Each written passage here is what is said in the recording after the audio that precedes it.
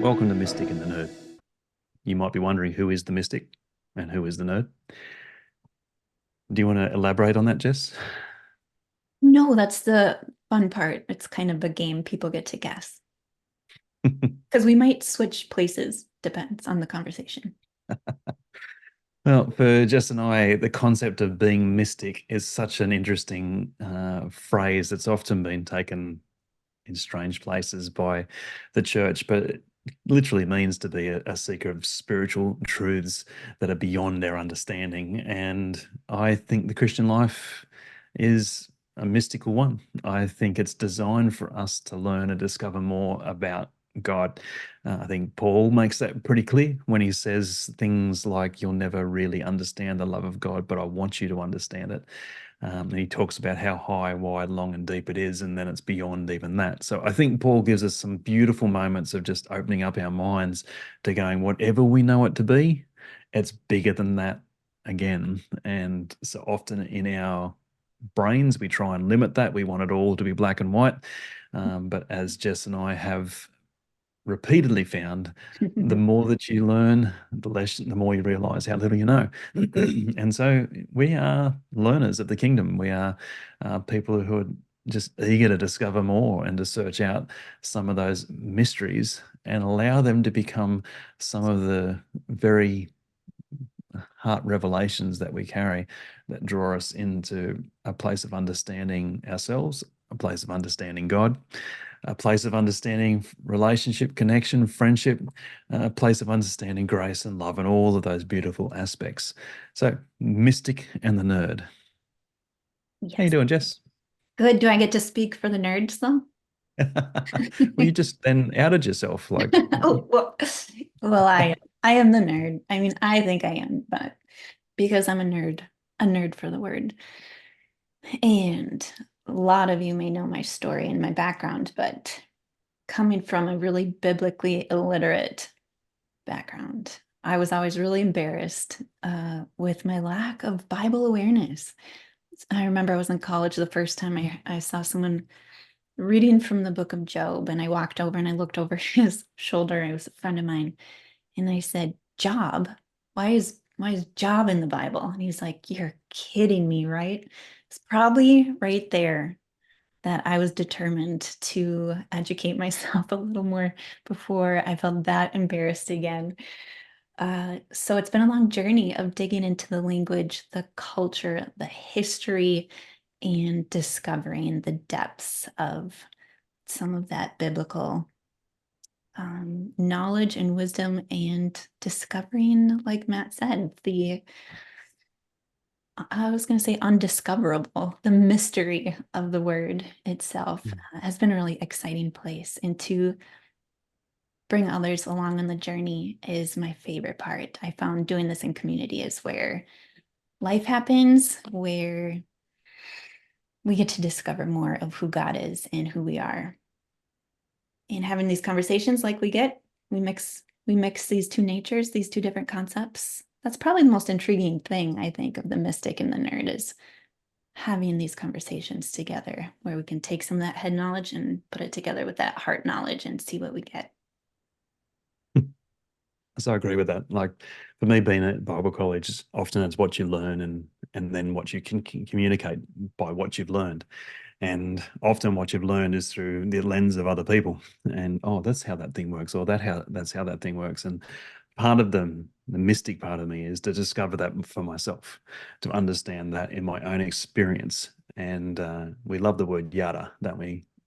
Just the whole experiential knowledge that we gain from doing this place of connection with God, with people, with ourselves. And it brings us into that ancient word of yada. And that's part of the heart of what Jess and I have been dreaming around for this expression of what we want to share with each of you guys. Yeah, exactly. So what are we sharing today?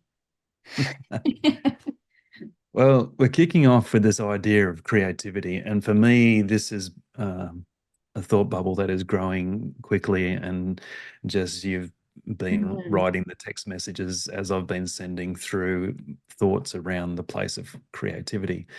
Now, in Greater Things, Jade and I teach around the place of deliverance through creativity, and this is a fertile place for that to occur, and allowing our freedom, our deliverance to come from a place of our own creativity.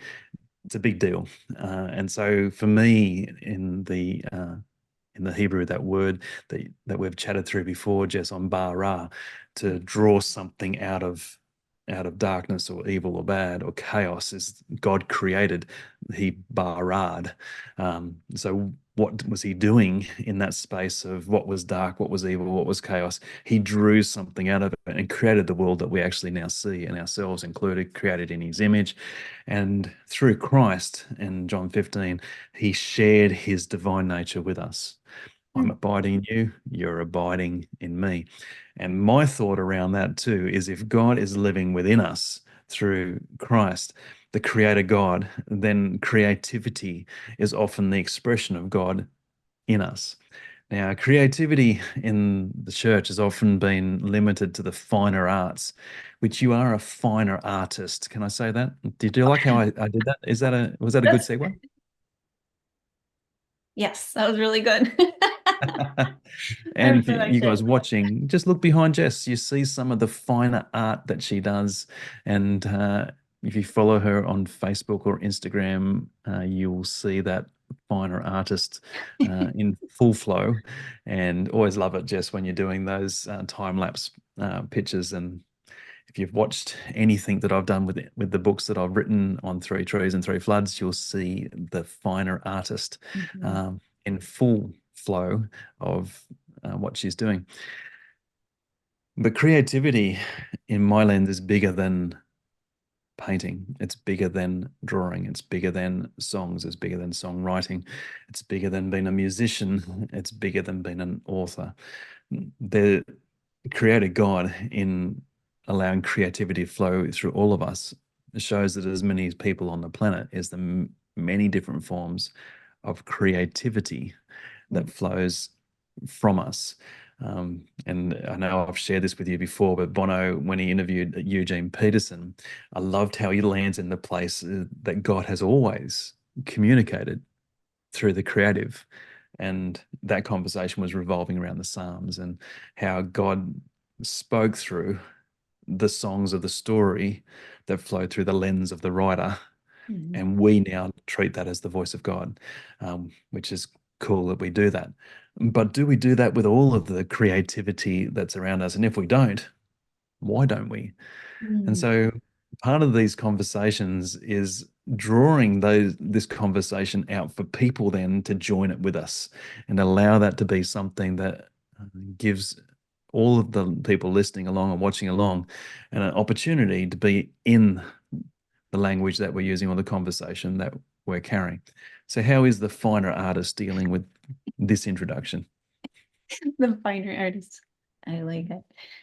Well, I keep going back. Maybe we should just circle back to this moment of creation because we're talking about creativity in the creator and unpacking that concept of God, ba ra'in. And what is creativity? What is creativity to God, especially in the moment of creation? So we've been camping out in John lately as we've been doing a Bible study. And there's this, I think it was chapter 1 and 2. Well, in the first few chapters of John, there's a lot of conversation around light and darkness.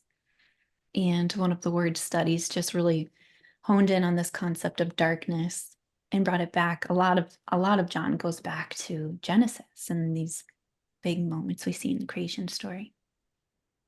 So as you're seeing, how are we creating, how is God even creating from darkness, or the concept even of darkness, I think in the Old Testament can be chaos. Um, Looking at creativity of maybe taking, or this concept of darkness can even be just uncreated. So just creating, what is God doing in that moment of thinking? And in the Hebrew, these thoughts and things become something in the word that he speaks, this logos or devar concept. So there's just this beautiful place of creation for me that I'm sitting in as a finer art. What did you say? Finer artist, fine artist, as a painter, as an artist. Where does creation start? And how do we create? Where does it come out? And how are we taking maybe something that's abstract, maybe just uncreated? And what is the actual process of it becoming a thing and coming out? That's where I think we're doing good. We can jump off from that big, hard thought of what it Hmm. looks like and maybe where we limit ourselves to creativity today, because I think there's a lot more language around our thoughts and the things and how we are speaking them out, even relationally, that can be considered creativity or creative nature. Hmm. Well, part of that thought for me too, like when you say everyone's creative, and how many people have you heard say, I'm not creative? Like, it's something, I don't know where that thumb came from. Um, but how many of us are in this space of going, I'm not? How do we address that, Jess? Yeah, I love this conversation about maybe even reestablishing what creativity is. Hmm. So we were talking about Genesis and Exodus today, and one of my favorite Bible heroes, Bezalel. can't Book even of Exodus. can't even say his name. Yeah. As a new Bible reader, and coming from a background of being an artist, and my entire identity was being an artist and my creativity. Hmm. And then I came across this story and thought, wow, I've never linked my creativity to something that God's given me. It was just something of who I was. And when I was looking at that story today, I was really blown away by this concept of the word for craftsman or creative is really the word for wisdom. I think it's Oh, wow. hakma. Welcome to Jessie's awful Hebrew pronunciation. Uh, and that's where this conversation of maybe having different thoughts around creativity as wisdom could even get us in a new direction of who do we know in our lives that carries wisdom. My husband is creative, but he also carries so much wisdom. He's the person I go to when I really need sound advice because I know what he has to say is going to be really good and really thoughtful. And maybe that's his gift of creativity. And wisdom, as we know, it also is something that comes from God. We know that in Proverbs as well. So, how does that work? How are we co creating with God through our thoughts, through wisdom? And maybe we're not labeling that creative. Maybe we're just leaving that to the fine artists, but we're selling ourselves short in the way we participate in creativity that God's given us all. It's such an interesting thought too, because like often in church experience, artists get relegated to a secondary form of God speak, God revelation, because it's all about the teaching, it's all about the preaching, it's all about the literal and written word of God that's been then taught into a place. And I know a few years ago when I started prophetic mentoring, I had people sit in front of an artist's work and say, what is God saying? And let them value that as if God spoke to them through the Bible or God spoke to them through a dream, whatnot. Early days, that was an interesting experience for some people because, again, it's like it's cool, but it's not the Bible. But as you start making it a normal thing, you start, I think, it's that, and again, it's that place of mystic where you're actually seeing things that, spiritual things that you may not have seen there in the very first place. I love the concept that creativity is the release of wisdom. Now, think about that in so many churches where it's usually only of the precious few voices that get to release their wisdom inside of a community, where Mm, the majority of people are sitting in pews and rows, having this extraordinary amount of wisdom that's inside of them, but having no expression for it. mhm. And now, in saying you're creative, you have this wisdom. How would you like to express that, and allowing that to become what we now call creativity? I like this thought. So do I.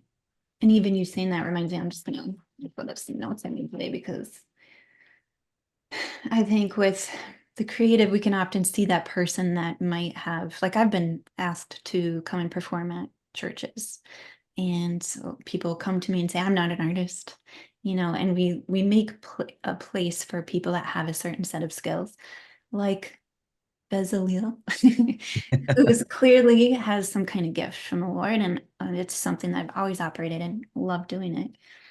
But if you go back to Exodus 35 before he comes into the picture, it says that Moses is describing the Sabbath to everybody. And then he has this command to ask everyone.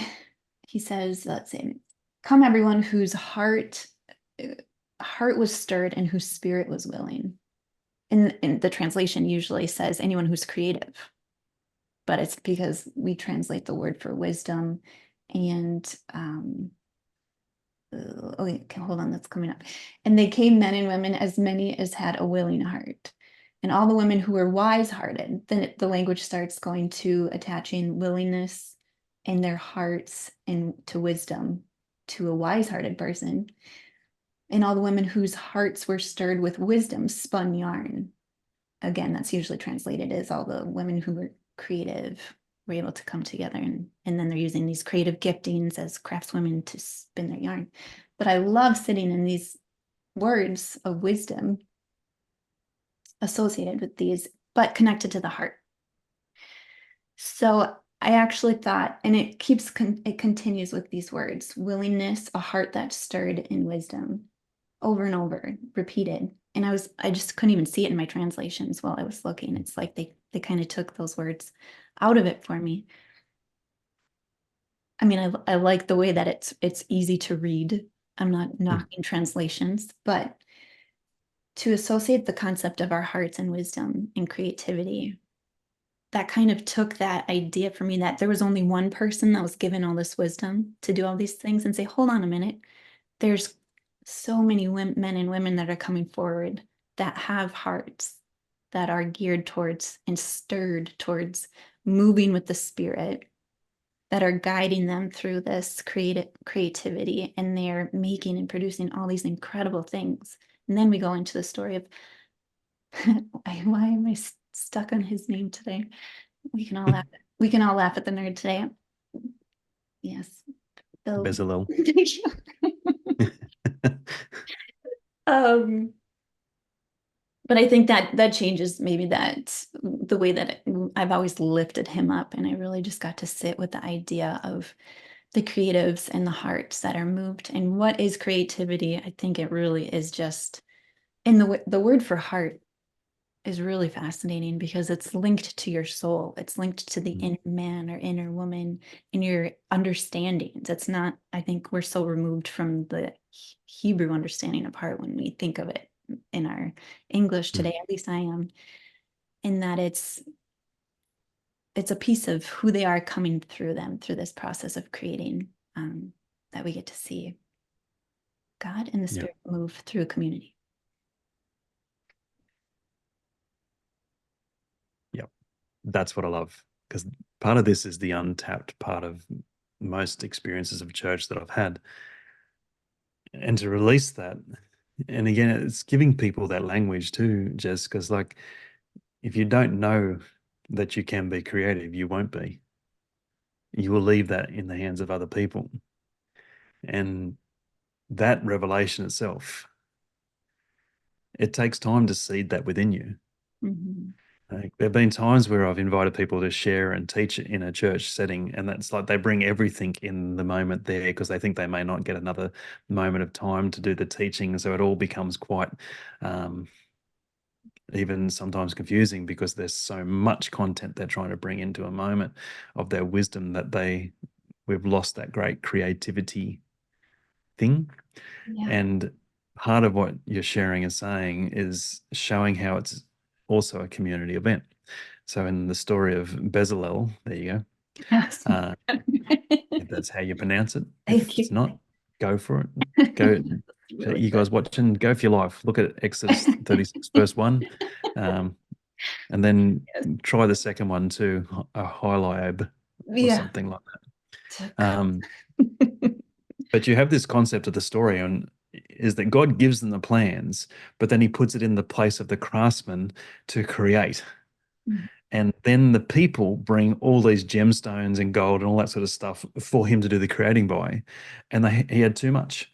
He's like, tell him to take their stuff back because we've got too much. And so even the heart of the creative that is Bezalel or a high lab, these guys have gone, you guys have blown my mind. I can't use it all, but I'm going to use my ability, my wisdom to present and bring something of this. And God accepts it. He doesn't go, is that it? Mhm. That's not good enough. Like, how many times do we do that to our own creative ability where we look what we've done and we go, oh, people do it way better than I do it. And I know I've done that. I've done it with my songwriting. I've done it with my preaching. I've done it with my authoring of books. It's that strange place of creating and then us being the biggest critic of our own creativity, where we can see it's someone else's creativity and look at that line behind you and go, wow, that's just such a good expression of a line. You've done it so well that you've captured even the movement inside the picture and whatever other language the fine artists actually use there. We can add that into that. But that's me moving myself away from a conversation of creativity and just honoring you and yours, which again is a good thing to do. But how do we discover our creativity? And I love this thought around starting in the place of our wisdom. What is our understanding of God? I really love how it linked this to hearts that are being stirred because it makes you think of what stops our hearts from being stirred. Second guessing ourselves, elevating others, doubt, fear, all of those things. So, how are we coming together as a community to just let those voices, because if our heart is actually who we are, it's our identity, it's our essence, our soul, our inner man. How are we releasing those voices? How are we Mm, allowing our hearts to be stirred and allowing people to have a space to share all of that wisdom that's flowing through them? That's what really struck me today in this. yeah. Mm. It's interesting, isn't it? Because for our kids, we often give them that space. Mhm. We put a piece of paper in front of them, the textures and the crayons and all the paints that they can possibly use. We do that often with our kids and we look to see what they produce. And so often they find their way to our fridges as we want to honor the work that they have. And somewhere along the lines, but they have to disappear somewhere, right? Mhm. Um, take photos of them, all that sort of stuff. We honor that space with our kids. But just somewhere along the line, for me, I lost the creativity and became happy with the learning of other people's wisdom rather than the yada, the experiential knowing that I have to express in some creative way. Mhm. And we've limited, just, I think the word creativity is limiting us to think it means one thing. Mm, Even the word, so when we have our Bezalel come mm, into the scene in Exodus, it says that the Spirit of God filled him with wisdom, mm, understanding, knowledge, all manner of workmanship. It's the ability to teach it all. Um, but each of these words are distinct and separate. So wisdom is that chachma, understanding is tavun. And that's actually the Greek equivalent to this kind of understanding is the logos. I thought that was really interesting because that goes back to that word that is also a thing. mm. We knew the word was spoken at the beginning. That's so linked to creativity. I love that. Mm, That can also mean understanding, skill, intelligence, insight, the object of knowledge. Then the word for knowledge is da'at, which is discernment, knowledge, skill, wisdom. They're all very similar, but to the writer, these would have been very distinct attributes of creativity or whatever he was instilled with to make note of them all. And then all manner of workmanship is melaka, which is more an occupation workmanship, but all very similar.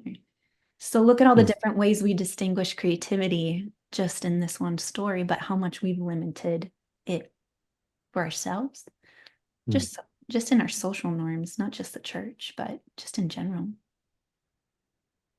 Wouldn't you love to sit with Bezalel and just say, why did you do that there? Like, why is that a pomegranate and that's uh, like a pineapple or something? Like why? Wouldn't does the fine artist look at other artists' work and go, why did you do that? Mm. You know, as an artist, I think we each are speaking our own language. We each have a signature, and that's Mm, what our art represents. It is that inner man, inner woman coming through. It is our heart coming through and being expressed in some form. So I don't really question it as much as just enter into it and say, wow, this is who you mm, are. This is a part of you. If I might ask if they want to explore, explain why they did something, I'd be curious to know why they put it there because it would most certainly be different than mm. how I would have done it. But that's the intriguing part of art for me and creating. And also why I loved studying art history because of the stories that we tend to make up about the reason we think or believe the artist did what they did. I agree with you. It's funny. I don't know if you feel the same when you're writing and people uh, are assuming things from your writing, Mhm. and they think that they understand what you're trying to say. And there's been times just where I've gone, nope, that wasn't even on the radar. um, and there's been times where people have Yeah. quoted me from a book that's not even in the book. It's just like, yeah, you said this at one point inside the book, and that's the way they heard it, the way that I've written it inside the book, but not the way that I wrote it there. Mhm. So I find that a really interesting place as well. And this is why with the Bible, I'm so intrigued by culture, by context, by language. Mhm. That's so often we sit in the 21st century and go black and white. That's what it is. That's what he thought. That's what he meant. He didn't mean anything else other than that. That's definitely exactly what he meant. We create creeds from that sort of thing and that Yeah, sort of place, and it becomes that got it. teaching mechanism of a black and white conversation, and we lose often then the creativity in those moments of what could have been the divine wisdom or the wisdom that was released inside of those moments. Mm, yes. That's part of the heart of this. I can't get my backwards pointing right. I'm doing this lion series and it's called Walk With Me. And kind of by accident, I was actually just had finished this first painting right here. And I was curious to what other people would suggest as a title for it. But I didn't know at that time that inviting a community to speak into what they believe I was saying with these paintings, I didn't have any idea of how that was going to become so beautiful because now my one intention for what I thought this painting said, the statement that I was making from my wisdom that flowed through me and that came through as this image. It's so different depending on who you ask. Each word could not be more separate and different, but also so fitting.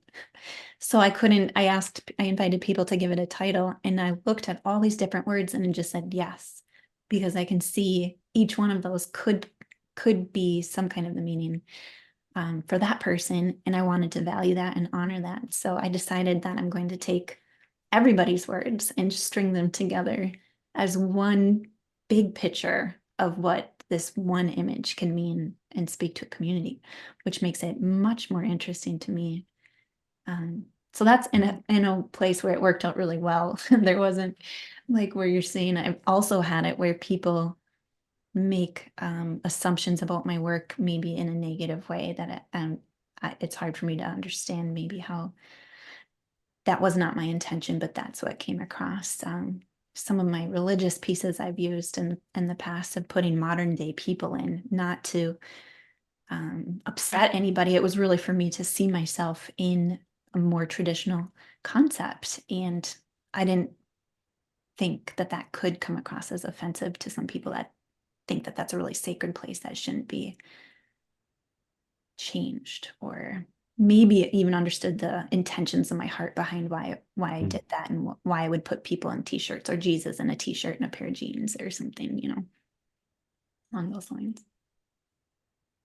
So how would those same people feel about books being written or rewritten around characters in the Bible that aren't traditionally understood in those ways?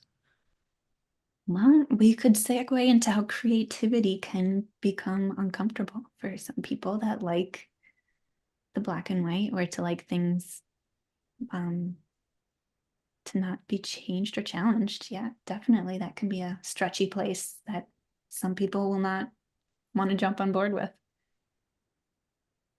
Well, and again, that's an interesting place to even sit for a moment because, like some artists, they'll communicate social values or social beliefs that they have quite strongly in their art pieces, and sometimes it's hard to miss the pain that they're carrying or the Mhm. strength of the message that they're holding, and sometimes it can be quite offensive, even inside of those places. So, part of it is asking the question of the actual artist or the person being the creative: where did that come from, and what's the message that sits inside your spirit? And I kind of like doing that too, because to me, it gets it away from my own assumption too. Mm. Like to hear the way you expressed the series that you're doing, the way that you wanted other people's voices in on this to help you understand um, more of what these things represent to yourself, to a community, to God, the way that you express faith, stuff like that. S- I guess that's another conversation around creativity, because so many times I've struggled in the art community when we can focus so much on criticizing the artwork and we lose the relationship with the person. Mm, We're so fast to just judge a person through what they're creating. I guess one story that comes to mind, there's an art show I did once, and I remember what it was like in the beginning of my art career, doing a lot of exhibitions and just praying one person would show up to come see my artwork, and all the time mm, and finances that you put into these productions and shows, and just to and it's like writing a book and putting yourself out there. It's just that moment where you just kind of hold your breath, like, oh, please accept me. Please, please accept what I've created. And I hope that it connects with you and speaks to you. I think that's the heart of sometimes why we're expressing these things. We're just trying to connect. And I showed up to the show where my paintings were exhibited, which is Christian artwork, Jesus, and just messages of hope and life and resurrection. mm. And the person that I was showing next to, like our paintings are stacked on the wall, um, it was dark. I mean, just focused on blood and gore and evil. Wow. And it was his opening night. And I remember just going, Wow. because I just found out that my show was installed. So I went to go check it out, and I walk into his reception and he's got this dark music playing, and he's Wow. standing in this room all by himself. And I walked in there to see my show, and I see his, and he's just glowing, and he's just so happy that someone came to his show. And I Mm, looked at his paintings, and I just remembered being in that place and just wishing anyone mm, would come and talk to me and connect with me about what I've put out there. So we just sat and had the longest conversation about how he's processing his life and things he's gone through what he's created. Um and I was happy. I mean, I was mm, I was lifted up by just this human And I had compassion for what he'd been through and really appreciated the way that Yeah. he was expressing it and putting himself out there. So yeah. it's it's hard, I think, as any kind of creative to do that. And maybe that's another reason why so many of us keep that wisdom to ourselves. We don't want to share it. Yeah. Well, you wonder, even with the culture we're in, which is so Instagram and easy to, like keyboard warriors, to have a crack at the very thing that you're doing, uh, that fear, like, I don't know, like before the internet, like I was writing songs and the only audience that you really had were the people inside of a room that you actually played that music to. We had no way of putting that to the world initially. So it was just the people that you're there. And often you'd look for the feedback. And if no one gave you feedback on a particular thing that you've done, you walk away from that feeling defeated. Like it was just like, oh, that missed the mark. That maybe it was just a cliche jingle that people thought, yeah, cool, but can we do something else? All of those internal conversations you have with yourself, they talk you away from releasing wisdom and holding that wisdom to yourself, and it stops that creative process from beginning again. Like, and I guess you know what it's like if you get criticized. That saying, once bitten, twice shy, like to step back into those places of expressing creativity, wisdom, or even the yada that we have, that experiential knowing that we have. It takes courage to do that sort of stuff. And I know when I released Eden's Blueprint, you were right there, that really big, deep breath to go, is this going to sell 10 copies to my family and closest friends? What do I determine then to be success? And you and I have chatted around that concept of success as well in a podcast, but it's that sort of space that you navigate at times. Well, I did poorly, and then it leads you away from the place of revelation. And then when you identify as a mystic, you feel like you're holding things that you want to express, but so much of the recognized world that you actually live in the place of church, are going to go, what the heck is that? Have you been drinking the wrong Kool-Aid again? Like, and those sorts of thoughts internally for this introverted guy that has carries those wounds from the past. Yeah, Often it can really hamstring that creative flow or that creative ability. And so often then I'll create safe, as in what I think will make people happy, which I don't even know if that's creativity, Jess. right.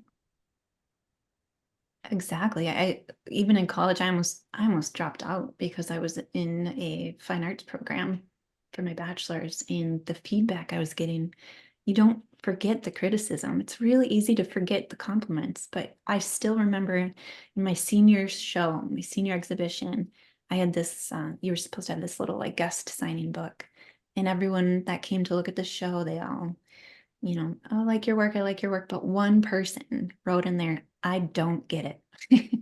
That's the only thing that I remember going, I failed. I didn't do it right. And I remember sitting there looking at my paintings, and a professor walked in and he looked at my work and he goes, wow, said some really beautiful things. And then he ended with, but this artwork doesn't have any future. It was all I was focusing on Catholic saints. I was depicting like a modern day version of saints to see like if saints what kind of, anyway, it's a whole long story. I won't go there, but modern day saints, trying to see myself, and that saints were just people that loved the Lord and extraordinary mystical things happened to them. And I was just really on the beginning of my understanding of God and my faith journey. And he said, this just has no place in the world unless it's in a Greek Orthodox church. And in that moment, I just went, I'll never make it as an artist. I should quit now. And I would love to say those were the only times in my life that I had that pushback and criticism, but it's always there. I always, always hear it mixed in with the good. So, what is it when your heart is stirred to be creative, to express? You're carrying some kind of logo, some kind of word, some kind of thought that needs to come out of you. How do we move forward and continue to create in the face of people and words against us that will constantly come to steal that place. What happens to our hearts if we don't just allow us our own place to move? Yeah. It's so linked with identity too, isn't it? And and I think for so many of not just Christians, but humans, we don't know who we are. And so when someone has a crack at us and criticizes us, it convinces us that we're not who we think we are very easily and very quickly. Like you, it's just you can remember those cutting comments that come through, and then there's times where you don't know if it's a cutting comment. It just sounds really, wow, that knife can swing two ways there, Mhm. and you start assuming things if you're not secure in who you are and like even your own creativity. Uh, that's me personally speaking. It might be completely different to you, but it is definitely the way it flows to me. Yeah. Then I wonder too, like even with the concept of faith in God, when we criticize the creator as Mm. to why did you do it that way? Like, why on earth would you create lice? Like, can we please just have it? And he's like, there's a perfectly good reason for it. None of us know it, but there's probably a perfectly good reason for it. Um, Okay. but his I like where this is creativity, going. um, it's kind of like that. I know this might be a little bit of a squirrel moment where we Mm. disappear, but Go for it. you know, they discover the reason like bees are created. If we didn't have them, we wouldn't exist. Wow. Now, when you're young, bees gave you honey, and that was awesome, but they also stung you, so you kept away from them. You Mhm. didn't understand the existential process of why bees were actually Right. on the planet and why they were made and created. So, this to me of just getting willing to learn of Mhm. why God does the things he does, why and how he reveals the wisdom that he does, and then getting comfortable with releasing that wisdom in spaces of community so people aren't holding on to that in safe places so people can go, here it is, this is what I've got. And then we can celebrate the revelation that they sit in. Yeah, and expanding that conversation around what is creativity. Hmm. The greatest compliment I've ever been given was a friend of mine, Stephanie, and she said, Jessie's a great artist, but she is a great artist with people or relationships.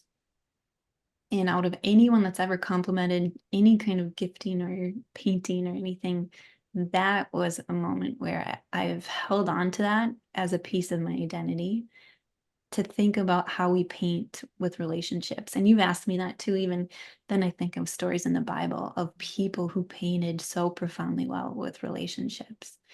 And then that for me goes into the art of our words and the art of listening. And all of a sudden, the conversation, like I said in the beginning with my husband, and the art of wisdom that he is and he gives becomes bigger. So maybe some of us have been defeated in some areas of our lives where things have come against us and spoken against things we're actually creating, but going deeper into who God has created us to be through these different characteristics that we each carry, I think is a worthy conversation and a worthy thought to sit in today, to ask yourself, how else do you paint?